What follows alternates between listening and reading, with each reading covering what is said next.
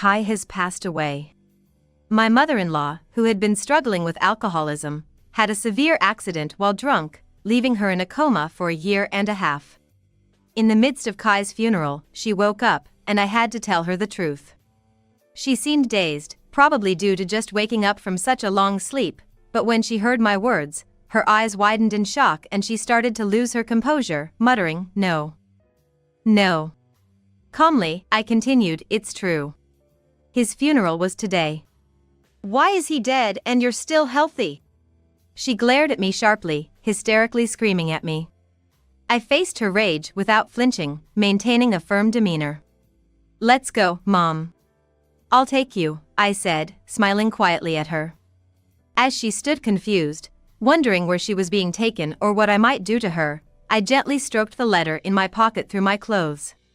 This letter was entrusted to me by my late husband. If she reads what's inside, she will surely recognize Kai's feelings. He died before he could pass it on, but I have resolved to fulfill this task on his behalf. I steeled myself quietly. My name is Mia. I lived with my husband Kai. We were in our 4th year of marriage, and I must say, we got along very well. We didn't have any kids yet. We both worked hard during the day and at night we would do house chores together, have dinner, then chat pleasantly or watch movies, a hobby we both enjoyed, and then go to bed together. On weekends, we would take walks around town or occasionally go on trips, enjoying our ordinary yet happy life. Despite feeling happy every day, there were some troubling issues with my husband's family. One issue was that Kai was sending a considerable amount of money back to his family every month. His mother had been involved with a man who was one of her clients during her younger years working in nightlife. That man was Kai's father. They never married, and further, Kai's father had his own family. Knowing this, his mother fell in love with him regardless. The man promised to take responsibility, yet one day he suddenly disappeared, leaving Kai's mother pregnant and alone. Thus, Kai grew up never knowing his father. While raising Kai, his inherently reckless mother would leave him alone at night to go out into the city. During one of these nights, she became pregnant again. This time not even knowing who the father was. That child was Kai's younger brother. She raised the 2 boys on her own as a single mother. When his brother was born, Kai was 5 years old. Still at an age where he needed affection, he was forced to endure because he was the older brother. His brother was always prioritized. Kai, although envious, never voiced his feelings and just watched. Also, having been raised by the neglectful mother, Kai learned to take care of himself and the household from a young age. Consequently, his mother relied heavily on him for household chores and childcare, often leaving him to babysit his younger brother while she went out. Furthermore, his mother had always loved drinking, and would often get drunk by herself every night. Taking care of his mother also became one of Kai's responsibilities. Growing up with these experiences, Kai felt it was natural to help his mother and brother, a feeling that continued even after he married and started his own family. He was still sending about $4,000 a month to his mother and brother, who were only working part-time and spending their money on hobbies like following underground music scenes, drinking, and smoking, essentially living day-to-day. In other words, nearly all of their living expenses were covered by Kai's remittances. I was shocked when I first heard about it. It seemed to me a distorted relationship that his younger brother and mother, who are still of working age, depend solely on Kai for their living expenses. "It's a troubled family," Kai would say in a complaining tone, but he seemed resigned to sending money, as if he had no other choice. I was worried about Kai, who had been exploited by his family all his life, and I had talked to him several times during our relationship and after we got married about reconsidering the remittances, but having been used by his mother since childhood, he seemed almost brainwashed into accepting the situation as normal, saying, "If I don't send money, my family will be in trouble." Although we were married, I didn't want to overstep into his family affairs too much, and considering how much he cared about his family, I couldn't speak too strongly about it. Kai had a good income, and I was working too, contributing the same amount to our finances, so even with the money he was sending back home, we had enough to live on. Apart from his family issues, Kai himself was a wonderful person, and I truly loved him, so I planned to continue patiently persuading him about his family at the right moments. Despite my worries about his family, Kai and I were living peacefully day by day. Then one day, an unusual call came from his younger brother on Kai's phone. Usually, it was their mother who contacted us for money or favors, so it was rare to hear from his brother. Kai picked up, and after talking for a while, he exclaimed in surprise. Apparently, his mother had fallen off her bicycle while drunk, hit her head, and was hospitalized unconscious. We rushed to the hospital where she was admitted. Once there, we spoke with her primary doctor. There was no danger to her life, and her head scans showed no abnormalities, but she hadn't regained consciousness due to the severe impact. There was no specific treatment, and we just had to wait for her to wake up. We were given the choice to keep her hospitalized or watch her at home. If we chose hospitalization, the costs, which Kai would have to cover, would be substantial. Continuing the same remittances for his brother at home, plus paying his mother's hospital bills, would indeed be too much. Someone had to take care of her, but his brother, having lived at home all his life and being pampered by his mother, had no intention of caring for her. He left the hospital quickly, as if it was none of his concern. I was furious with his irresponsible brother, but realistically, I couldn't expect him to be able to care for her. After discussing it, Kai and I decided to take her into our home. Kai approached me apologetically about taking his mother in, but I saw no other option and quickly agreed. I wasn't particularly fond of Kai's family, but it was his crisis, so I didn't hesitate to help. However, Kai said he didn't want to burden me, so while we were working during the day, he hired a caregiver and he took care of her at night. After working all day, he came home to care for his mother. It was an incredible burden. As the days went on, I could see the fatigue on Kai. He rarely got a full night's sleep, having to check on the IVs and tend to her other needs, and the exhaustion was accumulating. Kai refused my help, but one day he fell ill from the strain. It was clear that the caregiving was taking its toll on him. Yet he stubbornly tried to do it all by himself. That's when I couldn't hold back any longer.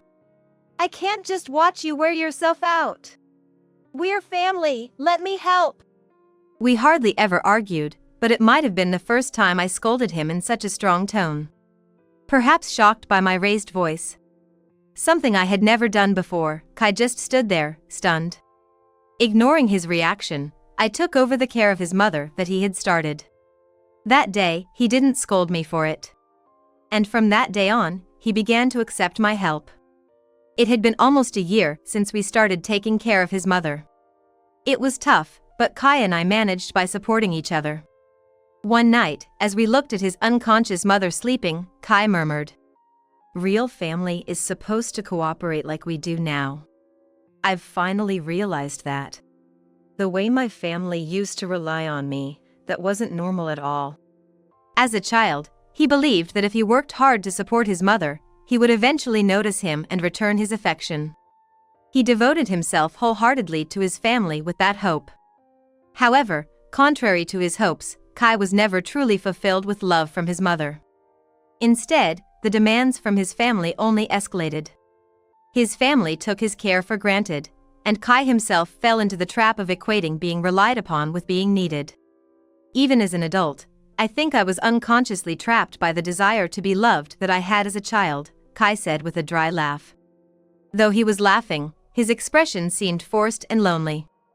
Seeing his lonely profile, I couldn't help but hug him gently. Thinking of all Kai had endured made my throat tighten with pain, but I felt it wasn't right for me to cry then.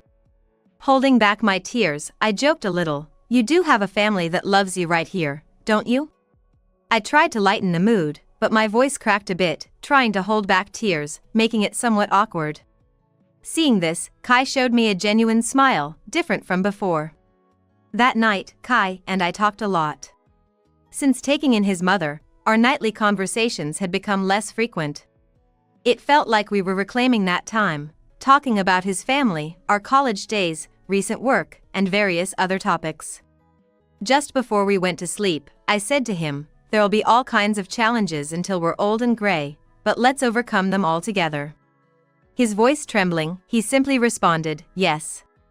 He then promised, "From now on, I won't be trapped by the past, I'll cherish the happiness we have." Taking in his unconscious mother and caring for her was an unexpected and difficult situation, but sharing our hardships and being honest with each other had deepened our bond more than ever. No matter what difficulties awaited us, as long as Kai and I were together, we could overcome anything. I truly believed that. Time passed, and it had been a year and a half since his mother had fallen ill. She still hadn't regained consciousness. And I thought things would continue unchanged. But now, Kai wasn't beside me. He had passed away. After Kai's death, I was devastated by grief. However, I couldn't just keep crying. I had to serve as the chief mourner at his funeral. Soon after his passing, it was decided that Kai's relatives would take care of his mother. They thought it best not to burden me further, and she was quickly taken in by relatives after Kai's collapse. With her care no longer my responsibility, I managed to prepare for the funeral amid my grief. On the day of the funeral, everything proceeded smoothly, but suddenly, in the middle of the service, I received a call from the relative who had taken in his mother. I was shocked to hear that she had woken up. Despite her long unconsciousness, the timing was unexpected. Although surprised, I felt a resolve solidify within me. After the funeral, I rushed to her side. She seemed still dazed from just waking up. In a dazed state of consciousness, my mother-in-law asked me, "Why am I here, and how long have I been asleep?" along with other questions about her situation. Finally, she noticed I was in mourning clothes and asked why. When I replied, "Kai has passed away," she opened her eyes wide in shock and became distraught, muttering, "No. No." As I continued calmly, "It's true. Today was the funeral," she glared at me and hysterically shouted, "Why is he dead and you're still healthy?" The relatives in the room, taken aback by her anger, could not intervene and just stood frozen in the corner. To her, I said, "I'll be taking you there soon." Which seemed to surprise her as she looked at me wide-eyed. Then I added, "When you wake up, Mom, I was told to take you to the hospital. I will drive you there, and I think the police will want to speak with us," I said to my mother-in-law with a firm demeanor, unflinching from her angry shouts. My mother-in-law exclaimed in shock, "The police?" Indeed, Kai's death was due to poisoning, and the perpetrator was his own brother, my brother-in-law. From the day he promised me, Kai had been slowly preparing to confront his family. Shortly before his death, Kai had decided to stop the remittances to his brother and to place his mother in a care facility, a decision he communicated to his brother. This sudden declaration was a shock to his brother, who, despite being shaken and pleading, could not sway Kai's firm resolution. His brother disliked the sudden change in Kai, who had always acted as told. My brother-in-law had lived comfortably on Kai's money while being cared for by his mother, and planned to continue living freely on Kai's remittances. Panicking at the thought of being abandoned by Kai, he wrongly concluded that I must be the reason for Kai's change of heart and harbored a grudge against me. Consequently, he plotted to poison me. One day, claiming he needed to discuss something about his mother, he invited Kai and me to his home. Before getting to the point, he brewed coffee and discreetly poisoned mine. He smirked, thinking this would awaken Kai to reality once I was poisoned. However, I was avoiding caffeine at the time, which Kai knew. Unbeknownst to my brother-in-law, Kai drank my coffee along with his own. Shocked when Kai suddenly drank my coffee, my brother-in-law's reaction was too late. Kai began to suffer and collapsed, vomiting soon after ingesting it. Startled, I helped Kai up, but upon seeing him suffer, I immediately felt, "There's something terribly wrong with the way he's in pain." I called for an ambulance, while my brother-in-law, collapsed on the floor, muttered, "No. It's not my fault." Witnessing this, I felt a chill and confronted him. "Did you put something in the coffee?" He seemed too panicked to hear me. By the time the paramedics arrived and took Kai to the hospital, it was too late, he had already passed away. A hospital examination confirmed my suspicions. Kai died from poisoning. The hospital, sensing foul play, notified the police, and both my brother-in-law and I were questioned by the police. It quickly became evident during the police investigation that my brother-in-law was responsible, and he was arrested for attempted murder against me and for killing Kai. Poison was found at the family home, the same type found in Kai's body. Further questioning revealed that the poison was sourced by his mother, and a plan to eliminate me had been in place between my brother-in-law and his mother for some time. She had opposed Kai's marriage to me, fearing that once married, Kai would no longer be under her control. Later, I went with relatives to take my mother-in-law, who was in a wheelchair, to the hospital. She resisted, yelling, "No, stop," but her body was weaker than she thought from lying in bed all this time. Eventually, she was too exhausted to resist. By the time we arrived at the hospital, the police, already informed, were waiting and took her into custody. After her examination, she would face thorough questioning by the police. Days later, I visited my hospitalized mother-in-law. She looked exhausted from the daily tests and interrogations and spitefully said to me, "Kai is dead, what do you want from me now?" Ignoring her words, I handed her a letter. I felt her gaze, as if she wanted to ask, "What is this?" but I said nothing and left the room. The letter, from Kai to his mother, was essentially a declaration of disownment, stating I will no longer give money to the family home and, should I die first, no estate will be left for you. It was intended to be given to her upon waking up in the care facility. Kai had written this letter the day after the day he promised me. Immediately after making his decision, Kai hired a lawyer and created a will that included the contents of the letter. Although it took him a long time to make up his mind, once he did, his actions were swift. Watching him, I laughed, calling him impatient. But thanks to what he did then, we were ultimately able to prevent any estate from going to my mother-in-law. Leaving the hospital, I looked up at the window of my mother-in-law's room from outside. She must have read the letter by now. Surely, she must be shocked by its contents. She might have been relieved thinking that while the regular support payments would stop, she could still inherit from Kai. Now, that expectation has been dashed. When I told her of Kai's death, she seemed shocked, but knowing now about the past and that she had prepared poison for money, I doubt whether her shock was really about Kai's death or about the end of his financial support. Kai, who received no love as a child and was parasitized by his family as an adult, is no longer with us. But the letter documenting his decision was delivered by me in his stead. Looking up at my mother-in-law's hospital room, I called out to Kai in my heart and then turned away to leave the hospital. Later, I heard from the police that my mother-in-law was not ultimately arrested. A significant amount of time had passed, and during the investigation, my mother-in-law gave vague statements. Coupled with her long unconscious state, pursuing it further was deemed impossible. Despite insufficient evidence allowing her to evade the charges, once discharged from the hospital, she found herself without anyone to care for her. Unable to receive Kai's estate and having spent every penny of his previous support, she had no savings and needed to work. However, her long period of immobility meant that she struggled even to live on her own. It seems she repeatedly called relatives, demanding care and money, but the relatives, who never thought highly of her unreasonable behavior, considered her current plight self-inflicted and refused to help. Of course, she also called me, pretending like nothing had happened and sweet-talking me for money, to which I responded, "Do you think I would give you money? I would rather have you return all the money Kai paid you." She quickly hung up and never contacted me again.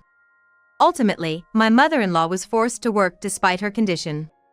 Used to immediately spending any money she got and now mostly wandering the neighborhood in a drunken state during the day, that's the rumor I've heard. As for my brother-in-law, after the trial concerning my husband's death, he was sentenced to prison. Lacking money, he couldn't hire a private lawyer, and the court-appointed attorney wasn't very enthusiastic, resulting in a severe sentence without significant mitigation. It seems my brother-in-law will now have a tough time in prison for a while. Following a year and a half in a coma, despite the alcohol having left her system, my mother-in-law eventually returned to drinking more than before and died of acute alcohol poisoning. Living alone, her absence went unnoticed at her workplace where she often missed days without notice. It was only after 2 weeks that someone from her workplace realized something was wrong. None of the relatives wanted to claim her body, and when they contacted me, I firmly refused, so she was buried as a Jane Doe. As for me, I am currently nurturing a new life inside me. In fact, I discovered I was pregnant just before Kai passed away. His decision to change was partly triggered by my pregnancy. While I haven't fully gotten over his death, spending nights alone often brings tears as I remember him. However, I intend to lovingly raise our child, believing that Kai is watching over us from above.